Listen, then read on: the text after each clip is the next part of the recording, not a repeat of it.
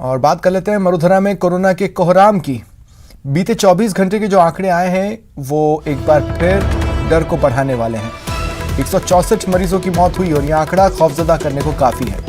बीते 24 घंटे में 18,231 नए कोरोना केसेस आए हैं और ये भी खौफनाक है। जयपुर लगातार सबसे ज्यादा प्रभावित मरुधरा में बना हुआ है। 48 लोगों की यहां मौत हुई है। वहीं 4,902 नए केसेस आए हैं। 16,930 लोग इस बीच रिकवर हुए। एक्टिव केसेस करीब 2 लाख हो चुके हैं।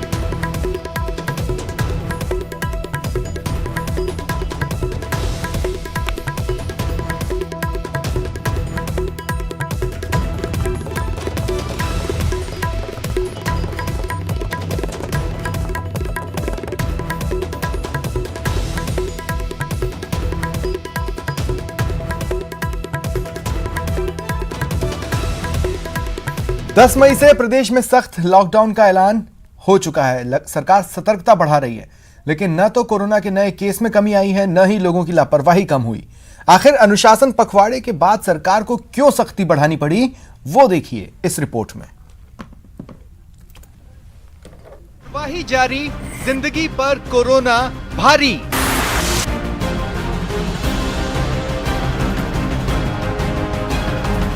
प्रदेश में 7 लाख के पार कोरोना संक्रमण।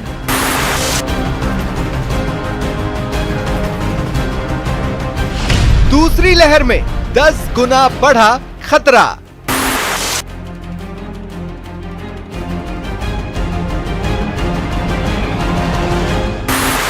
मार्च के अंत से शुरू हुई कोरोना की दूसरी लहर मई के पहले हफ्ते में डराने वाली रफ्तार से प्रदेश को प्रभावित कर रही है और इस पर काबू पाने के लिए सरकार को लॉकडाउन की सख्ती बढ़ानी पड़ी।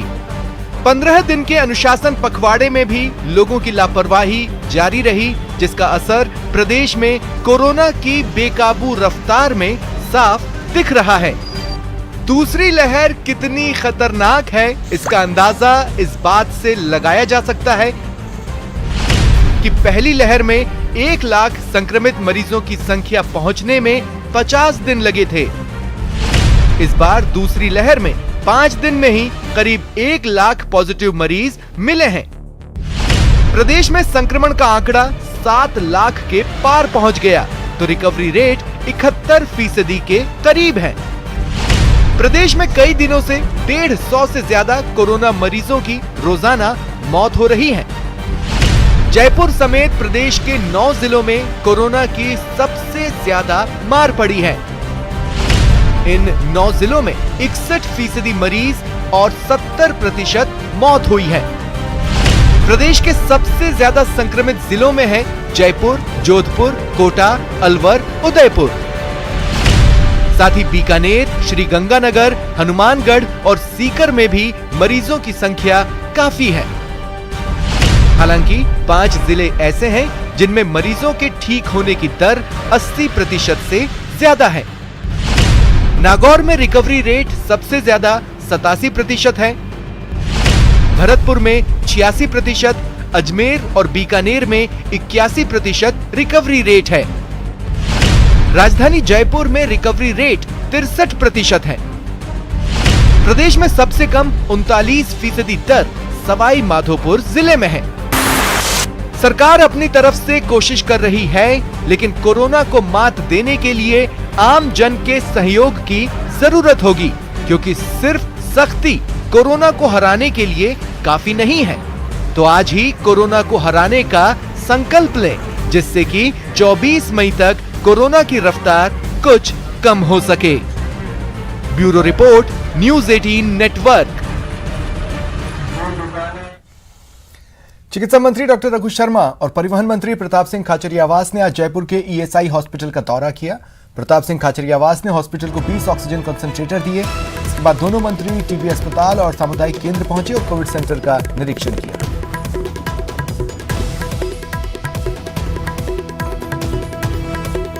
राजस्थान की राजधानी के दूसरे अस्पतालों में जा रहे हैं और उसके बाद जो जहाँ ज़्यादा संक्रमण है, चुनौती ज़्यादा है, उन जिलों में भी हम जाने की प्लानिंग बना रहे हैं ताकि राजस्थान में आम आदमी का विश्वास कायम रहे, जो कायम है मुख्यमंत्री जी के नेतृत्व में, हमारी सरकार के रहते हमने जो एफर्ट्स किए हैं, वो राजस्थान की अब 3,000 करोड़ वैक्सीन लगाने के अचानक केंद्र ने हमारे जिम्मे छोड़ दिया। ये सबसे बड़ा तबका आबादी का 3.25 करोड़ लोग हैं। अगर बजट से पहले कह देते तो हम बजट में प्रोविजन कर लेते, कहीं और कटौती करते। आप संशय में रख के अचानक आप कह रहे हो कि ये 3.25 करोड़ लोगों को 2 डोज, मतलब 7 करोड़ डोज वेस्टेज को माने तो ये डोज आपको लगानी है। तब भी मुख्यमंत्री जी ने कहा 3,000 करोड़ रुपए चाहे हम कहीं से जुटाएंगे, भीख मांगेंगे, हाथ जोड़ेंगे, दाताओं से रिक्वेस्ट करेंगे, लेके आएंगे, लेकिन राज्य की युवा पीढ़ी को हम सुरक्षित रखेंगे। प्रदेश के परिवहन मंत्री प्रताप सिंह खाचरियावास ने केंद्र सरकार पर प्रदेश के साथ भेदभाव का आरोप लगाया है। हमेशा लोगों से कहता हूं कि संकट में नेता का पता चलता है, संकट में सरकार का पता चलता है, और संकट में सेवाभावी लोगों का पता चलता है, संकट में अच्छे अधिकारियों का पता चलता है, संकट में वॉरियर का पता चलता है। जिनकी आंख में पानी होता है वो दर्द महसूस करते हैं। आंख का पानी किसी का भी नहीं मरना चाहिए। इस देश में हर व्यक्ति, यहाँ की धर्म और संस्कृति ये सिखाती है कि हमारी आंख में पानी है, और ये पानी दर्द को महसूस करता है। और ये दर्द इतना जबरदस्त है कि जब ऑक्सीजन के अभाव में तड़प तड़प कर किसी का परिवारजन, माँ, बहन, बेटी, पिता, भाई, बेटा जब जाता है, उस दर्द का अंदाज कोई लगा नहीं सकता। और इस संकट की घड़ी में हम सब की जिम्मेदारी बनती है कि इस वक्त चाहे केंद्र सरकार का खजाना हो, ये जनता की खून पसीने की कमाई का खजाना है, वो भी खुल जाना चाहिए। संकट में यदि खजाना काम नहीं आए तो उस खजाने का कोई महत्व नहीं है। वहीं बीजेपी प्रवक्ता रामलाल शर्मा ने प्रदेश सरकार के मंत्रियों और कांग्रेस विधायकों पर कोरोना गाइडलाइंस के उल्लंघन का आरोप लगाया। काफी करीबी मंत्री और मुख्य सचेतक दोनों ने ही शादी समारोह के अंदर गए, वहां बिना मास्क फोटो खिंचाई और वाहवाही लूटने के लिए 500 रुपए का चालान भी कटवाने का काम किया।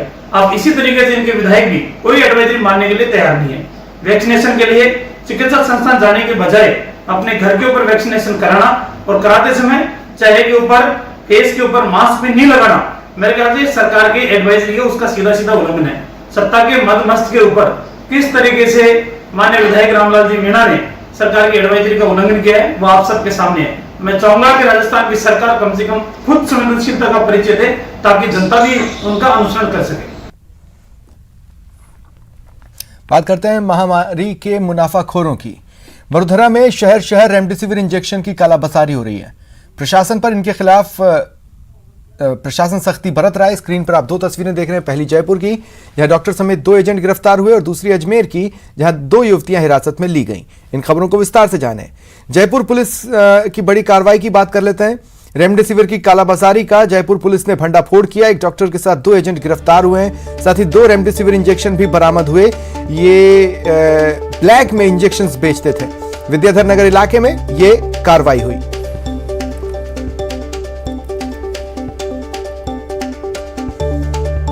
और इधर अजमेर में रेमडेसिविर की कालाबाजारी करती 2 युवतियां हिरासत में ली गई। पुलिस इनसे पूछताछ कर रही है। अजमेर क्लब के पास से इन युवतियों को पकड़ा गया।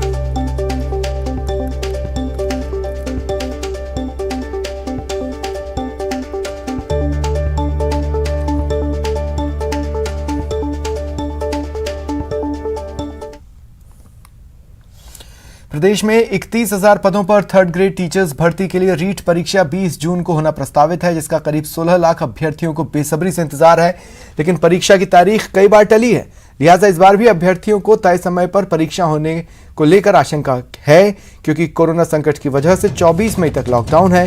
अब आगे संक्रमण की स्थिति पर निर्भर करेगा कि परीक्षा होगी या नहीं। लेकिन ऊहापोह की स्थिति के बीच उन अभ्यर्थियों को रीट परीक्षा के प्रमाण पत्र की वैधता गंवाने की चिंता भी सता रही है, जो 3 साल पहले RTH सर्टिफिकेट हासिल कर चुके हैं। दरअसल पहले सर्टिफिकेट की वैधता साल 2015 में 7 साल से कम कर 3 साल की गई थी। हालांकि वैधता का यह मामला कोर्ट पहुंचा और बीते दिनों कोर्ट ने राज्य सरकार को नोटिस भी जारी किया है।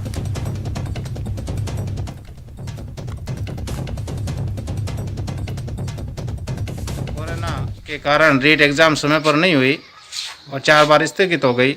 इस कारण सरकार को कम से कम रीट प्रमाण पत्र 2018 की वैधता कम से कम 1 साल बढ़ानी चाहिए।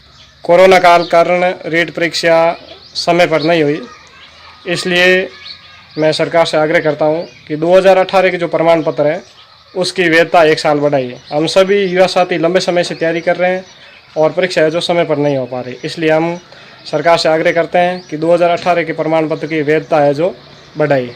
चूंकि सरकार प्रत्येक वर्ष रीट एग्जामिनेशन कंडक्ट कराने में विफल रही, लास्ट रीट एग्जामिनेशन 2017 में कंडक्ट हुआ, जिससे सर्टिफिकेट की वैधता 2021 के जुलाई माह में समाप्त होने वाली है। इसलिए वैलिडिटी को एक्सटेंड करने के लिए अभ्यर्थियों ने माननीय राजस्थान उच्च न्यायालय में पुनाराम व अन्य बनाम सरकार व अन्य के नाम से रीट याचिका पेश करी, जिस पर माननीय राजस्थान उच्च न्यायालय ने गवर्नमेंट को नोटिस जारी कर जवाब मांगा है। कोरोना की दूसरी लहर से मची तबाही ने अस्पतालों की छवि बदली है, लेकिन डूंगरपुर का कोविड सेंटर हताशा और निराशा के दौर में उम्मीद का चिराग जला रहा है, नाउम्मीद चेहरों को रोशन कर रहा है। कुदरत की गोद में बसा बसेरा, मौत के डर का नहीं है यहाँ डेरा।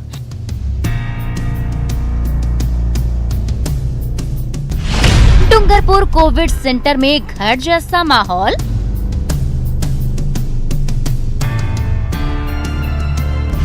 इलाज के साथ एंटरटेनमेंट का डोज।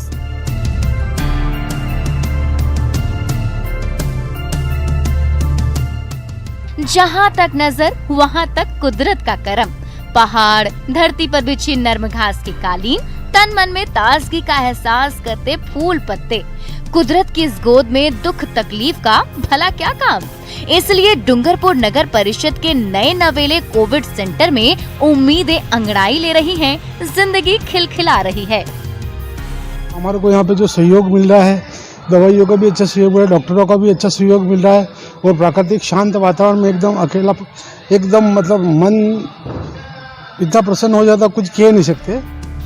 वृद्धाश्रम में तब्दील किए गए कोविड सेंटर में रहने वाले मरीजों को घर जैसा माहौल मिल रहा है। यहाँ म्यूजिक सिस्टम, टीवी, किताबें और इंडोर गेम्स की सुविधाएं हैं। इसके अलावा सुबह शाम पौष्टिक भोजन और योग से सेहत का डोज भी दिया जा रहा है। इतना ही नहीं, डॉक्टर और दूसरे स्टाफ भी मरीजों का पूरा ध्यान रखते हैं। यहाँ पे आने के बाद मुझे बहुत अच्छा लगा। जैसे यहाँ का एनवायरनमेंट मतलब बहुत अच्छे से क्रिएट कर रखा है इन लोगों ने। म्यूजिक बजता है, सामने गार्डन है, यहाँ पर भी गार्डन है और टीवी वगैरह की सुविधाएं हैं। स्टाफ भी बहुत अच्छा है। आने वाले दिनों में हम वहाँ पे उनके लिए काढ़े की और पढ़ने की बुक्स इसकी भी व्यवस्था करेंगे। ऐसे समय में जब कोरोना के आगे सिस्टम की सांस फूल रही हो, मरीजों और उसके परिजन लाचार महसूस कर रहे हो, तब डूंगरपुर नगर परिषद की नई पहल सिस्टम के प्रति नया भरोसा पैदा करती है। क्या दूसरे समझदार भी इस पहल का अनुसरण करेंगे? न्यूज़ 18 राजस्थान के लिए डूंगरपुर से जयेश पवार की रिपोर्ट। ऑक्सीजन की किल्लत के बीच नाथद्वारा से अच्छी खबर है। केंद्र सरकार की पहल पर गोवर्धन चिकित्सालय में ऑक्सीजन जनरेशन प्लांट पर काम जारी है। 15 दिन के अंदर तैयार होने वाले इस प्लांट से पूरे राजसमंद की मांग पूरी हो सकेगी।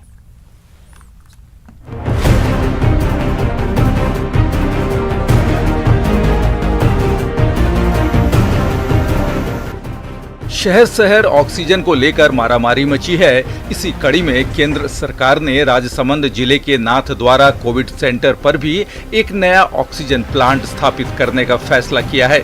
इसके लिए पीएम केयर्स फंड से पैसा भी आवंटित कर दिया गया। डीआरडीओ और एनएचएआई के सहयोग से लगने वाला ये प्लांट अगले 15 दिनों में कार्य करना शुरू कर देगा। नए प्लांट के शुरू होने से इस अस्पताल की क्षमता 150 से 200 मरीजों तक की हो जाएगी। एजेंसी नेशनल हाईवे अथॉरिटी है, ये इसका इंफ्रास्ट्रक्चर तैयार करेगी और मशीन जो होंगी वो डीआरडीओ इंडिया द्वारा मेंटेन की जाएंगी, लगाई जाएंगी। इसकी कैपेसिटी 240 सिलेंडर पर डे की होगी। अभी जो हमारा प्लांट रनिंग है वो 200 लीटर पर मिनट का है, जिससे हम 44 सिलेंडर पर डे काम चलाते हैं। पीएम केयर्स से देश भर में 581 प्लांट लगाए जाएंगे, जिसमें राजस्थान के 8 जिलों के 12 अस्पतालों में ऐसे प्लांट लगाए जाने हैं। वहीं राजसमंद बीजेपी जिला अध्यक्ष वीरेंद्र पुरोहित ने इस प्लांट को क्षेत्र के लोगों के लिए वरदान बताते हुए पीएम और स्थानीय सांसद दिया कुमारी का आभार जताया। यह प्लांट इतना बड़ा जो प्लांट हमको दिया और दिया जी के प्रयास से और यहाँ हमारे कहने पर यह प्लांट दिया, हम उसके बहुत बहुत आभारी हैं। आपको बता दें कि नाथद्वारा हॉस्पिटल को विधानसभा अध्यक्ष डॉक्टर सीपी जोशी ने कोविड केयर हॉस्पिटल घोषित करवाया था। अब ऑक्सीजन प्लांट को लेकर बीजेपी और कांग्रेस के बीच श्रेय लेने की होड़ मच गई है, लेकिन नाथद्वारा और आसपास के इलाके के लिए इस प्लांट की अहमियत से इनकार नहीं किया जा सकता।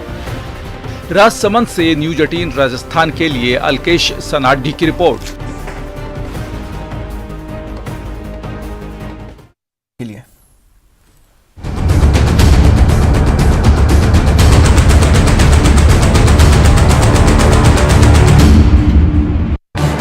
इस न्यूज हेडलाइंस के प्रायोजक पेट सफा आयुर्वेदिक जूस।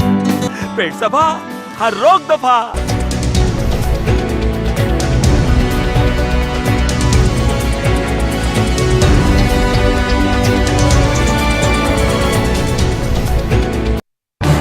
इस न्यूज हेडलाइंस के प्रायोजक पेट सफा आयुर्वेदिक जूस। पेट सफा, हर रोग दफा। टाटा स्काई के चैनल नंबर 519 और एयरटेल के चैनल नंबर 318 पर कोरोना की हर खबर देखते रहिए न्यूज 18 इंडिया पर। भैया राम राम, नमस्कार। ना जाना कुछ बता रहे हैं, कुछ चेता रहे हैं। आपने लॉकडाउन के दौरान देखा कि हम क्या कर रहे हैं। कोरोना काल में लोग एक दूसरे को समझा रहे हैं, बड़े बड़े लोग वीडियो बना रहे हैं। आप गाना जानते हैं तो गाइए या फिर अपना हुनर दिखाइए, वीडियो बनाइए और हम तक पहुंचाइए और घर बैठे बनिए स्टार।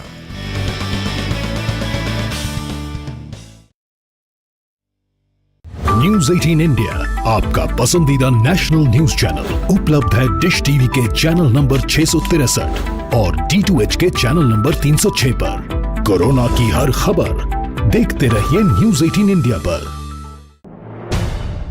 अहम है विचार सरकार के फैसलों पर, लोगों का रेजिस्टेंस जरूरी है खरी बात हर किसी की भागीदारी पर, और सवाल उठाने से ही मिल पाएगा जवाब। उनकी चिंताएं किस तरह की? आप कोरोना से लड़िए, आपके लिए हम करेंगे कोरोना पर हर एक सवाल। प्राइम डिबेट सिर्फ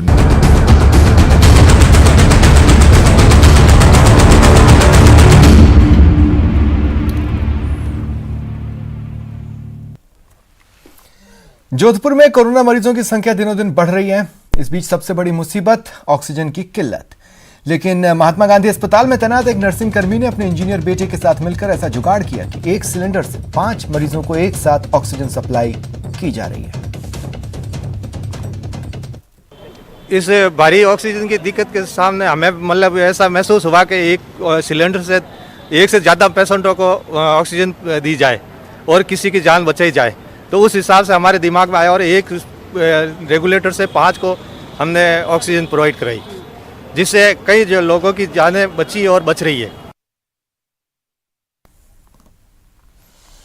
भीलवाड़ा में संक्रमित मरीजों की बढ़ती संख्या के बीच कई भामाशाहों की मदद से सहाड़ा तहसील के गंगापुर के माहेश्वरी सेवा संस्थान में कोविड केयर सेंटर की शुरुआत की गई। आधुनिक सुविधाओं से लैस सेंटर में 50 ऑक्सीजन बेड लगाए गए हैं। जिला कलेक्टर के मार्गदर्शन में उपखंड अधिकारी ने कोविड सेंटर बनाने के लिए भामाशाहों से मदद मांगी तो पैसिफिक मेडिकल यूनिवर्सिटी के एमडी राहुल अग्रवाल ने 20 ऑक्सीजन बेड मुहैया कराए। समाजसेवी जेसी लढ़ा ने 25 ऑक्सीजन सिलेंडर दिए। इसके अलावा समाजसेवी चेतन प्रकाश डीडवानिया, लखन काकाणी, चमन लोसर, नीरज हिरण ने ऑक्सीजन कंसंट्रेटर समेत कई जरूरी उपकरण भेंट किए।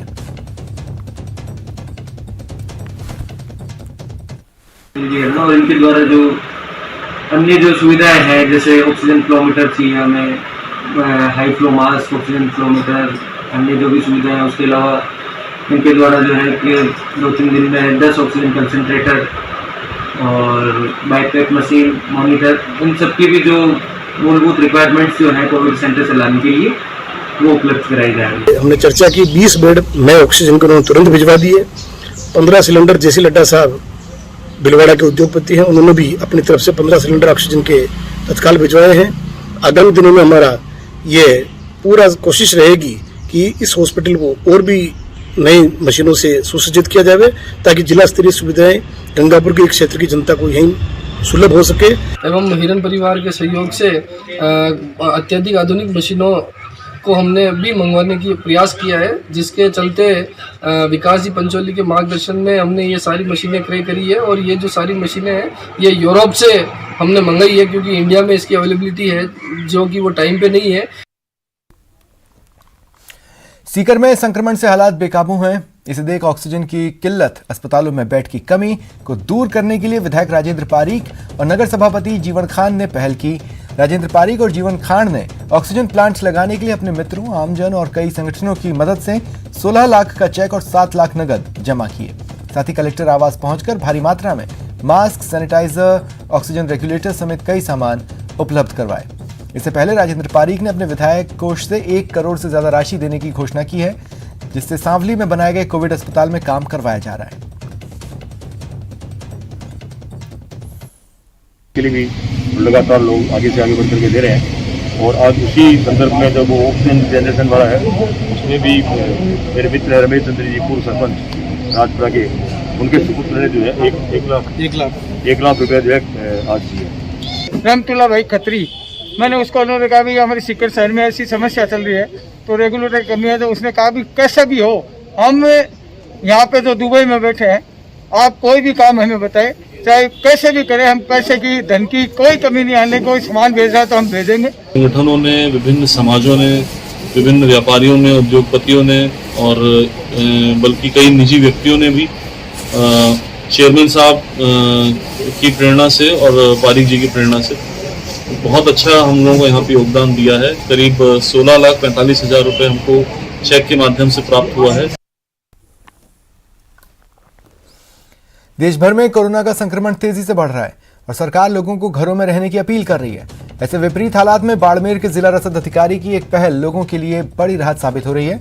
युवा जिला रसद अधिकारी अश्विनी गुर्जर ने आवश्यक किराना सामान की सूची फोन पर उपलब्ध करवाने पर बिल समेत सामान घर तक पहुंचाने की पहल की। उन्होंने पहले तो जिले के थोक और खुदरा विक्रेताओं को सूचीबद्ध किया, फिर इनके फोन नंबर आमजन को वार्डवार उपलब्ध करवाए। अब लोग इन किराना की दुकानों के मोबाइल नंबर पर आवश्यक सामग्री की सूची भेज रहे हैं और दुकानदार लोगों के घर घर सामान पहुंचा रहे हैं। बहुत अच्छी सहूलियत हुई है, हमको बाहर नहीं निकलना पड़ेगा, आराम से हम जो है घर सामान मंगवा सकते हैं और सामान आ रहा है हमारा।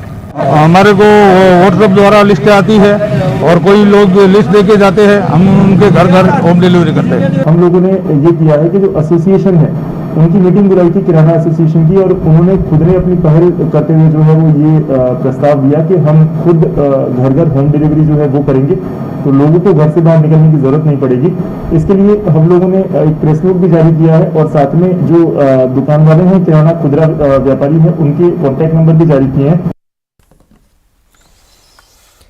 प्रतिभा और मेधा संसाधनों की कमी की मोहताज नहीं होती। अपने लक्ष्य के प्रति दृढ़ इच्छा शक्ति से कोई भी मुकाम हासिल किया जा सकता है। अपनी मेहनत और लगन से ऐसा ही कुछ कर दिखाया जैसलमेर जिले से सटे सांकड़ा गांव की प्रियंका ने। प्रियंका कंवर ने एमबीबीएस की डिग्री हासिल कर महिला सशक्तिकरण की मिसाल कायम की। सांकड़ा गांव की मूल निवासी दिरावट सिंह राठौड़ की पत्नी डॉक्टर प्रियंका कंवर का चयन डॉक्टर पद पर हुआ।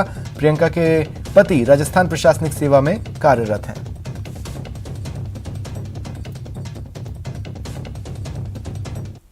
हमारी सोसाइटी में मिथ है कि लड़कियां पढ़ नहीं पाती शादी के बाद। एक एग्जांपल देना चाहती हूँ, जैसे मेरी मैरिज को 3.5 इयर्स हो गए हैं। मेरी एमबीबीएस की ज़्यादा से ज़्यादा पढ़ाई जो है आफ्टर मैरिज ही हुई है और मैंने किया भी है और मैंने पूरा क्लियर भी किया है अच्छे से। तो और मैं हमारी सोसाइटी की जो भी गर्ल्स है, एरिया की गर्ल्स है, उनको ये मैसेज देना चाहूँगी, अगर वो कुछ बनना चाहती है तो वो मेहनत करे, वो श्योरली क्लियर कर लेगी उसमें। अगर उनमें फुल डिटर्मिनेशन है तो वो कर सकती है। खास तौर पर जो जैसलमेर और बाड़मेर में बेटी बचाओ बेटी पढ़ाओ मुहिम को निश्चित रूप से बल दिया है। आपसे समाज की और इस थार नगरी की हजारों बहू बेटियां प्रेरित होकर अपने अपने मुकाम को हासिल करेगी, ऐसी मंगल कामनाएं हैं। मैं पुत्रवधू को मेरे हार्दिक 11 से बधाई देता हूं, जिसने डॉक्टरी की डिग्री प्राप्त करके हमारे गांव सांकड़ा का, कोकर्ण परिवार का, समाज का, सबका नाम रोशन किया। मैं अन्य माता पिताओं से भी निवेदन करता हूं कि वो भी अपनी बहू बेटियों को पढ़ने का, आगे बढ़ने का मौका प्रदान करें। फिलहाल इतना ही, नमस्कार।